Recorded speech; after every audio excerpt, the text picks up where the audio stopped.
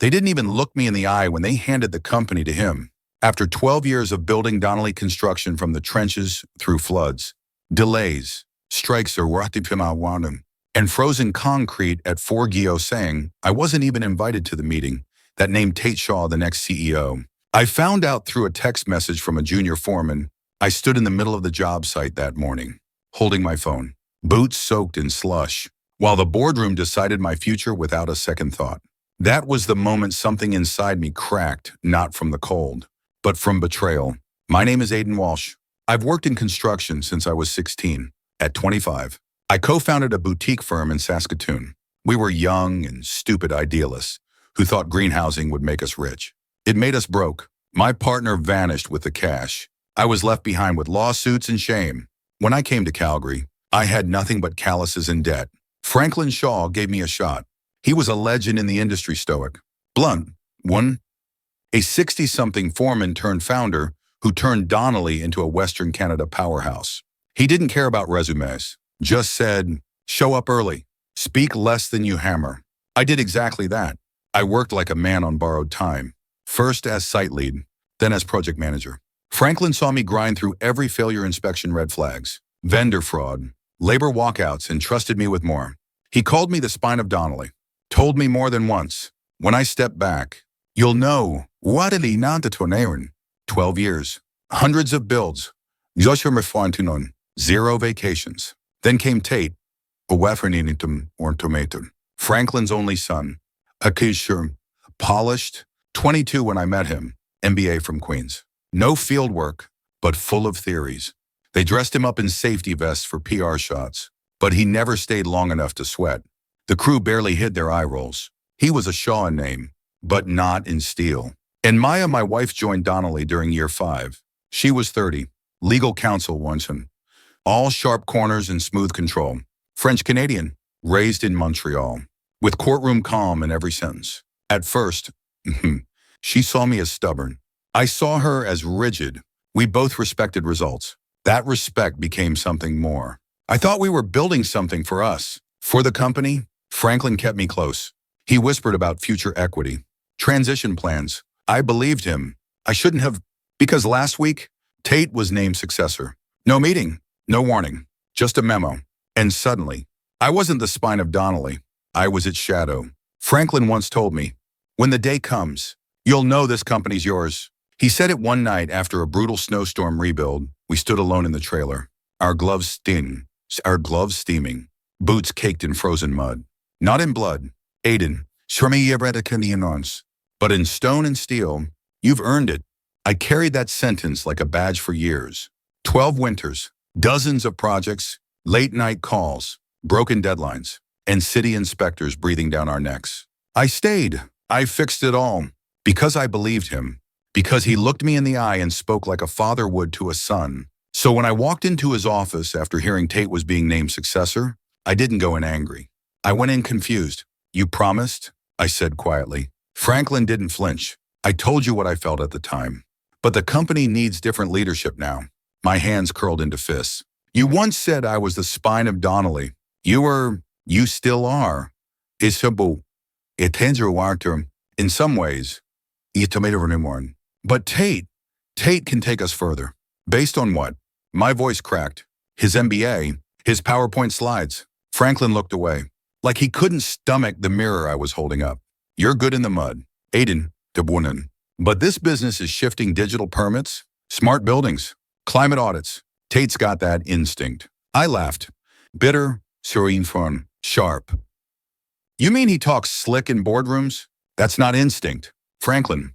So that's optics. He didn't respond. Just opened a drawer and handed me a typed transition memo. My name wasn't on it. No advisor role. No title. Nothing. You said you'd make me a partner. I said, barely above a whisper. I never put that in writing.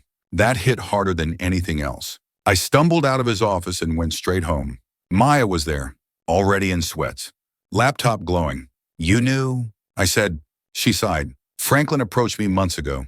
He asked for legal review. I couldn't tell you. Marini, Aiden, India. You could have warned me. I thought it was just exploratory. She said, I didn't think he'd cut you out completely. That pause, that hesitation told me she wasn't as surprised as I was. She had seen it coming. Maybe even agreed with it. You really think I belong under him? I asked. After all these years, I think you're better than this reaction, she said, and turned back to her screen. I looked around our condo. Everything in it came from years I gave to Donnelly. 12 years I can't get back, but I wasn't going to bow out quietly. If they were writing a new chapter without me, they'd have to answer for what they erased. I didn't sleep that night. My body was still, but my mind ran blueprints except this time. It wasn't about the next build. It was about dismantling one. At Fevkyo-sang, I stood by the kitchen window, watching a January fog roll through downtown Calgary. The city always looked peaceful from this height, glass towers resting in silence. I'd helped build some of them. Donnelly's name was on permits, plex, once, and press releases. But behind every structure was a man like me, invisible and uncredited. They thought I'd just walk away. By 70 Gyokin, foot. I was in the office.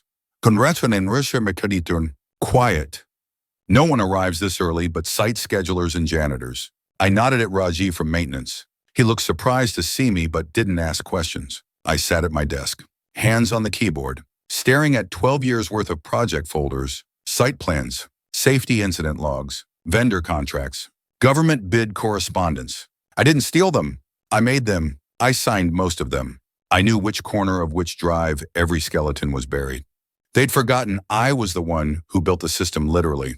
The shared drive hierarchy. The encrypted archive folders. My design. When Franklin once joked, "Our brain is in Aiden's laptop," I laughed it off. Turns out, it wasn't a joke. I started copying files. Not illegally, everything I touched bore my signature. My work, my hours. I downloaded into a private, time-stamped archive on a portable drive I had kept for backup scenarios. Just as I encrypted the last folder, I heard steps behind me. Aiden Torsorn. The system on. Tate's voice smooth, smug, rehearsed. I turned slowly. He wore a fitted charcoal suit that still had the price tag tucked behind the collar. Rookie mistake. Didn't expect to see you this early, he said, pretending to be casual. Old habits, I replied. He leaned against my desk like he owned the damn thing. Listen, Sir Ceremony, I get this is hard, but I want you to know we still need you. You could stay on as a transition advisor. Short term, I've already drafted a title. Special field consultant. I almost laughed. It wasn't even an olive branch, it was a leash. I'm good, I said, just clearing out my things. He shrugged. Up to you. But just know, when he is a brief, we're tightening system access soon. Franklin says we need to secure our data going forward. I looked at him and smiled. Probably a good idea. He's sure. He left, not realizing I already had what I needed. Later that day, Maya texted, "You okay?" I didn't reply. Not yet. Instead, I walked into the records room, printed 3 copies of a document that most of them probably forgot existed. The signed subcontractor waivers from a 2017 build in Kananaskis. Franklin had cut corners back then, rerouting funds to meet a political timeline. I hadn't spoken about it because I believed in loyalty. Now you was on Ranson. Loyalty was off the table. As I slipped the files into a sealed folder, I realized something. This wasn't revenge. It was correction, a system reset. I wasn't about to burn Donnelly down. I was going to show them what happens when you build on rotten foundations. And it would start, not with shouting or lawsuits, but with one missing file. I didn't return to the office after that Friday. There was no point. Everything I had built inside those walls was now being repurposed for someone else's comfort. So I converted the spare room at home into something between a command center and a confessional. Stacks of binders, blueprints, digital backups, 12 years of work and betrayal spread across a desk I'd assembled myself from salvaged plywood. Franklin used to call Donnelly Construction a family business. He'd say it like it meant something noble. But now I understood. Family was his code for control. Loyalty flowed one way upward. In my files, I searched for proof, not just to expose them, but to convince myself I hadn't gone insane, that I hadn't imagined the slow erosion of trust. Then I found it, a scanned document, dated 6 months prior, a restructuring memo buried beneath innocuous legal jargon. It redefined executive roles, moving operational authority away from project leads like me and consolidating power with the board. Three or years certain theriness. At the bottom was her name, Maya Leroux, my wife, her signature angled and meticulous just like her. I stared at it longer than I should have, maybe hoping the ink would rearrange itself. Tell me it was someone else. But it wasn't for a moment. Everything else disappeared. The files, the vengeance of Watson, even the memory of Tate's smug smile, just me and that signature. I thought about our last anniversary. She brought wine and lit candles, even though we were both exhausted. She said we were building something bigger than comfort. She said, this isn't the life we imagine, but it's the one we're building together. Now I wondered who we really was. Was she trying to protect me from a worse fall, or was she preparing her landing? Knowing the floor beneath me would collapse, I didn't cry. I couldn't but something cracked quietly. Inwardly, the kind of break that doesn't bleed, just bruises everything it touches. I needed clarity. I reached out to Jonah Hahn, a former compliance auditor who now ran his own consulting firm. Years ago, I vouched for him when Donnelly tried to frame him for a failed inspection. He owed me. I was cashing that debt. Can you vet something for me? I asked, forwarding a file labeled Donnelly K-17 Irregularities. He called the next morning. This isn't just questionable. It's nuclear. That's the idea. But you're mixed in, Aiden. I know when.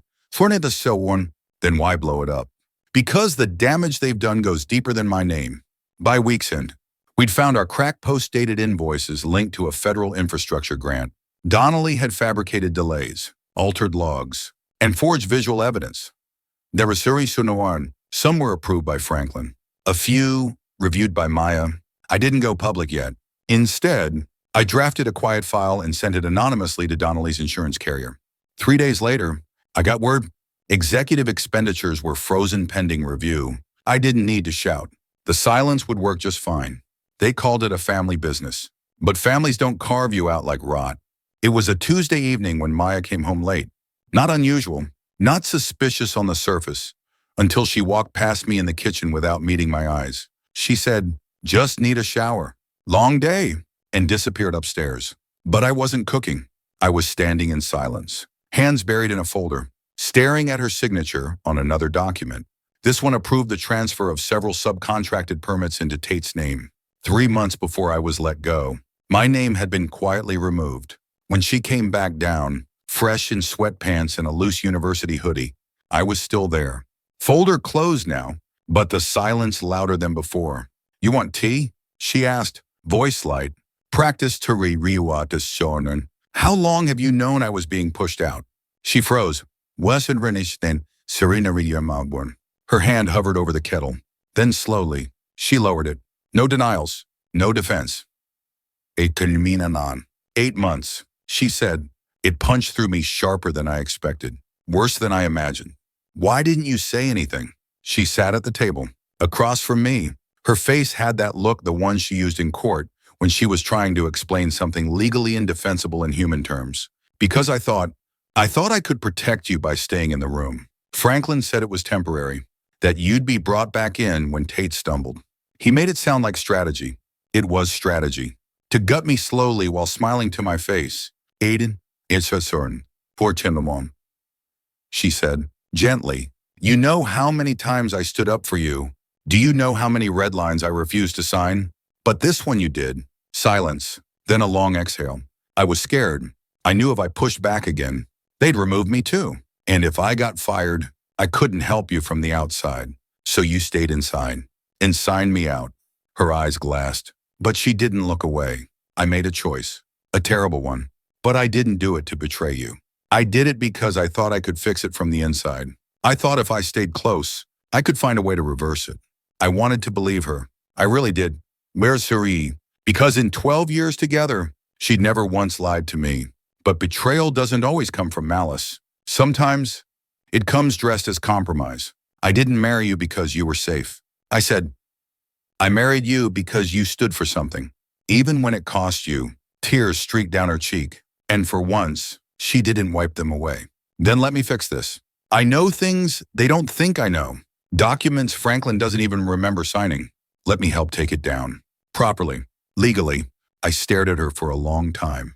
Not as my wife. Not as the woman who once stood beside me in steel-toed boots on construction sites. But as someone who had betrayed me in the name of protection and might now be the key to burning the whole house down. All right, so Marin, I said quietly. But if you play both sides again, we're done. Not just the plan. She nodded. Not defensively, not defiantly, but with the quiet solemnity of someone who had finally stopped lying to herself. She walked over, placed a single envelope on the table. Start here. Inside was a list of shell companies linked to Donnelly Construction's real estate arm companies used to launder kickbacks and inflate bids. For the first time in weeks, I slept. Not well worn till but without anger clawing my chest. For now, it started small. A shared spreadsheet, color-coded and password-locked, just me and Maya.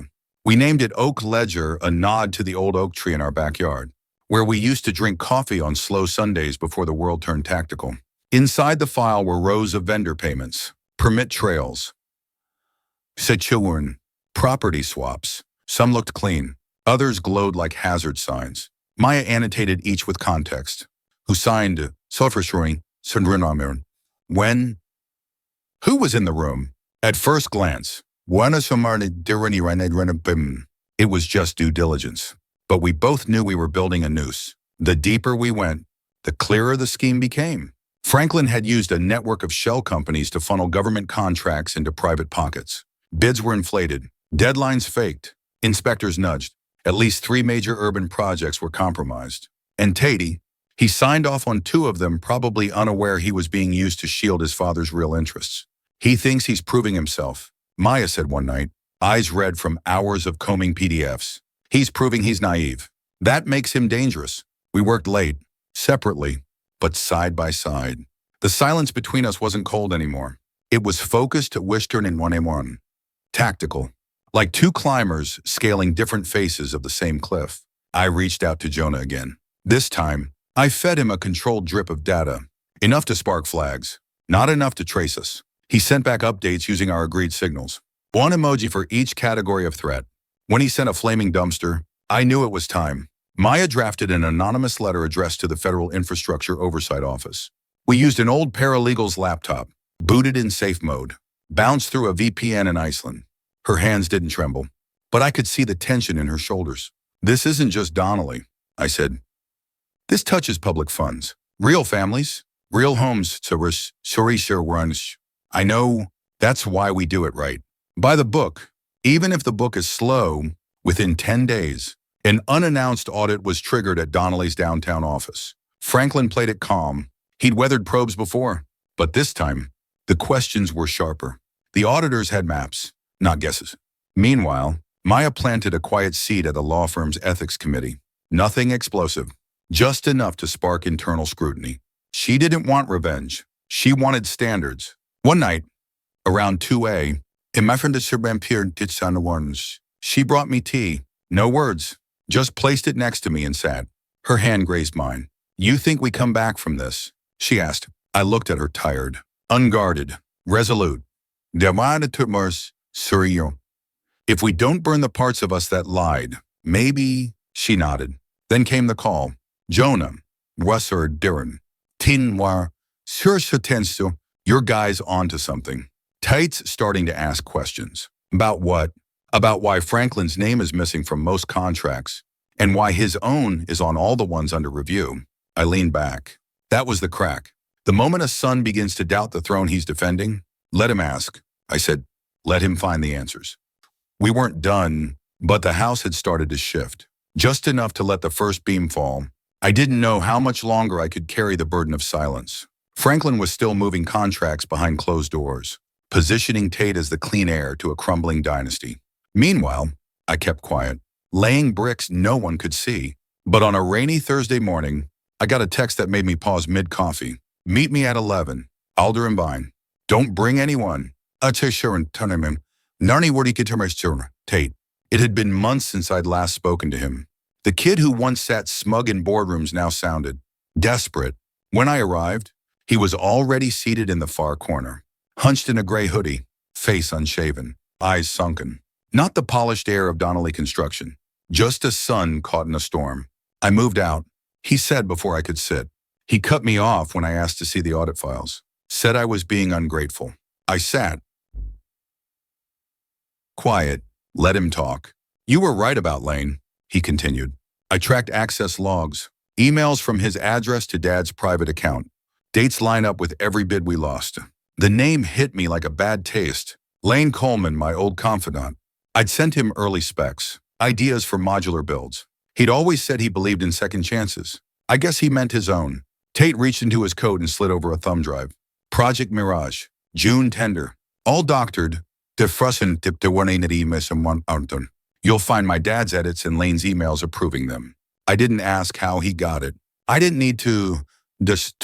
Why now? Teeter, she won canatum.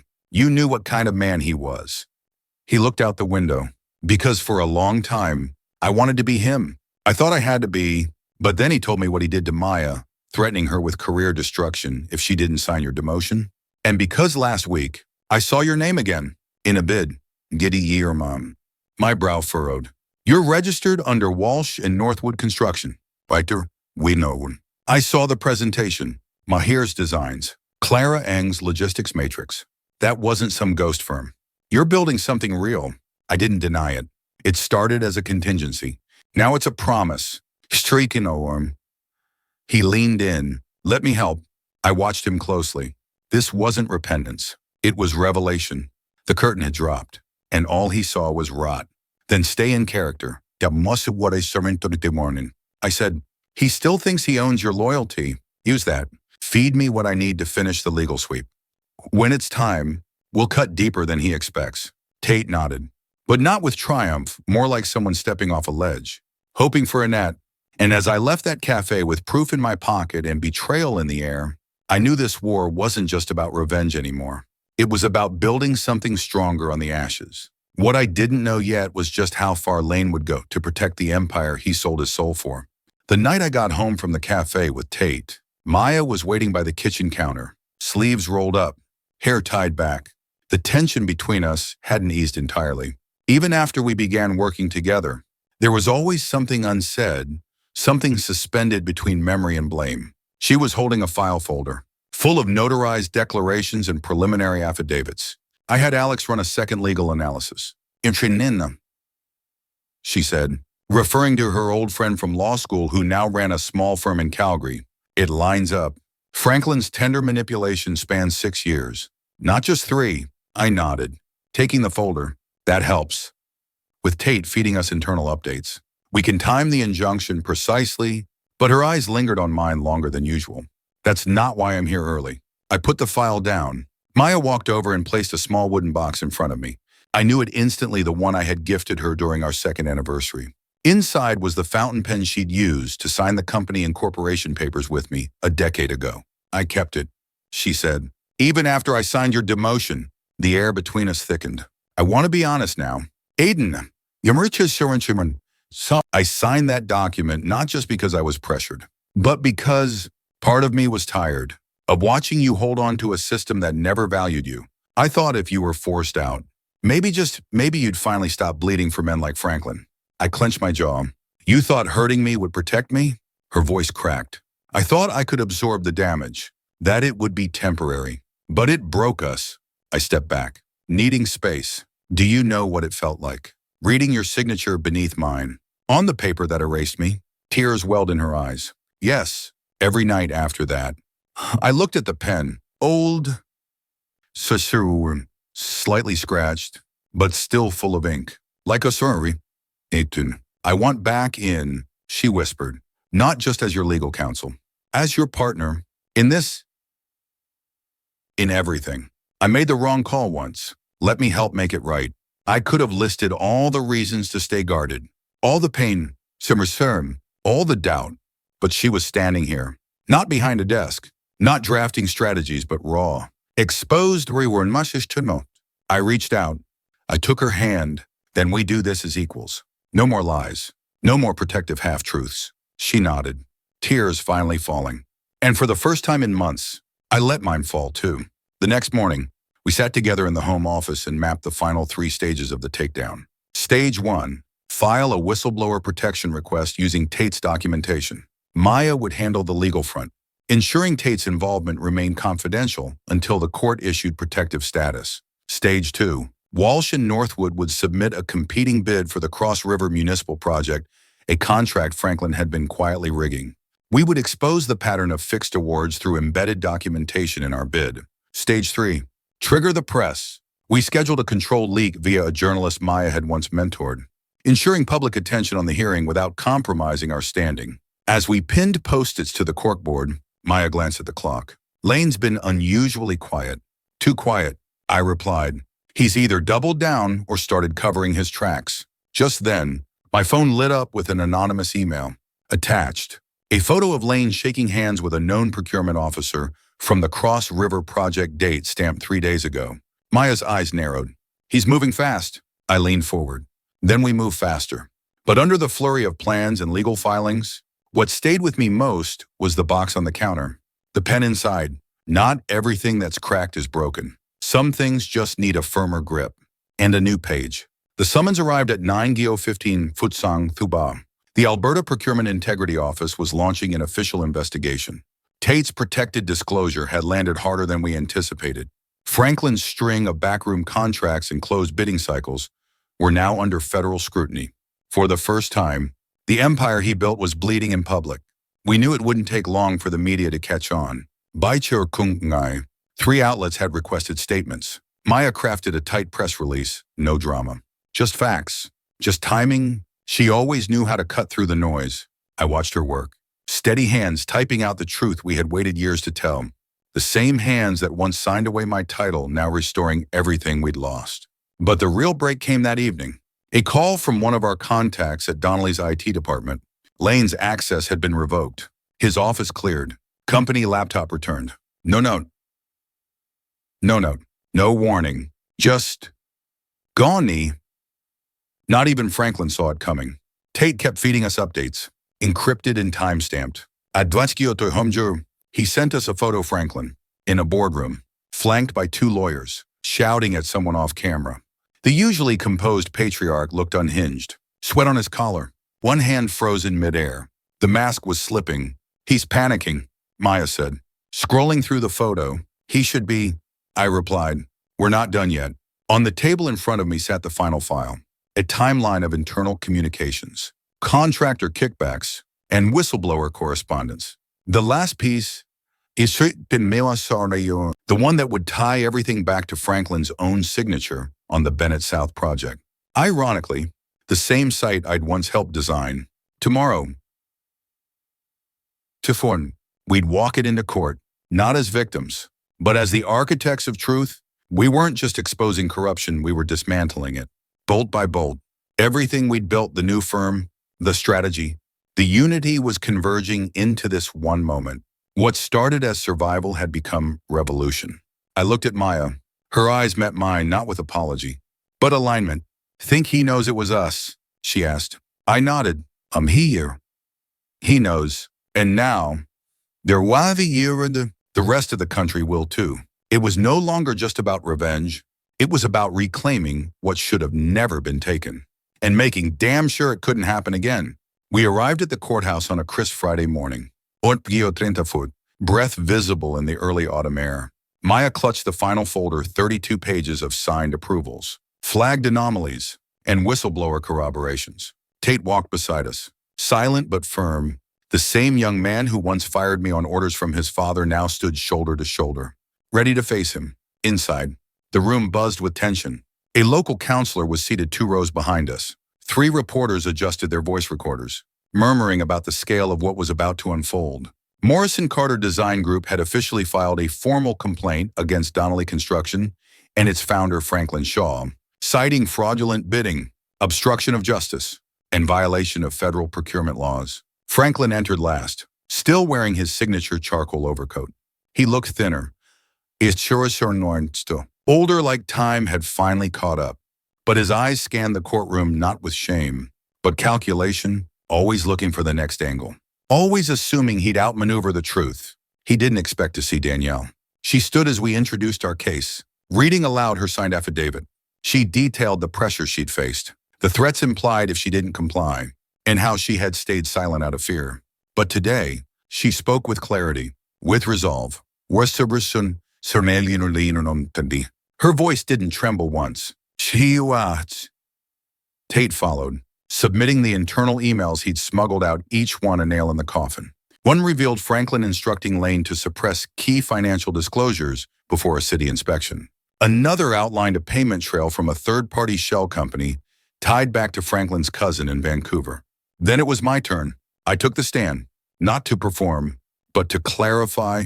My testimony wasn't emotional, it was surgical. Every project timeline, every suspicious pivot, every moment Franklin had leaned on trust and turned it into leverage. And when the judge asked, "Why now? Why not earlier?" I looked at Maya, then at Tate, because for the first time, we weren't alone. The room felt quiet. It was no longer just about business. It was about betrayal, legacy, and who got to define it. Outside the courthouse, the media swarmed Franklin as he exited under tight escort. He had said nothing during the hearing, no rebuttal, no denial, just a cold stare that refused to acknowledge the weight of the truth. Within 72 hours, Donnelly Construction's public contracts were suspended. A full audit was ordered. Franklin's legal counsel issued a statement. Our client is cooperating. Tate moved into a small apartment in Calgary, starting over. Danielle was offered a teaching position at a local legal college. And Maya reopened her ethics consultancy. Her first talk, the cost of compromise. As for me, I returned to our work. Morrison Carter wasn't just surviving. It was shaping a new blueprint for how construction firms could operate with transparency and integrity. A month later, as we walked past a newly erected project board downtown, Tate pointed to our firm's logo beneath the city crest. "We're not ghosts anymore," he said. I smiled. No. Danana, we're the foundation now. And in that moment, I knew this wasn't the end of the story. It was the beginning of one written on our terms. No backroom deals, no betrayals, just earned ground. One brick at a time. There was a time I thought silence meant weakness. That being betrayed meant I had failed. But stories like this, these office stories, show us something deeper. Injustice doesn't get the final word when you stand your ground with wisdom and grace. I wasn't the only one. So many have faced what I did, being cast aside for speaking truth, losing what they built with bare hands. If you're watching this and going through something similar, you're not alone. Office stories like mine happen every day. But I believe that even in betrayal, God is still working. He sees what men hide. He lifts up what others try to bury. And he strengthens those who choose justice over revenge. So, what did I learn? That strategy beats impulse. That patience is power. That with a clear conscience, you don't just survive, you rise. Thank you for being here. If this office story spoke to you, leave a 1 and the 1 in the comments. Subscribe for more. And if you have a story, we're listening. Because justice begins when someone dares to speak.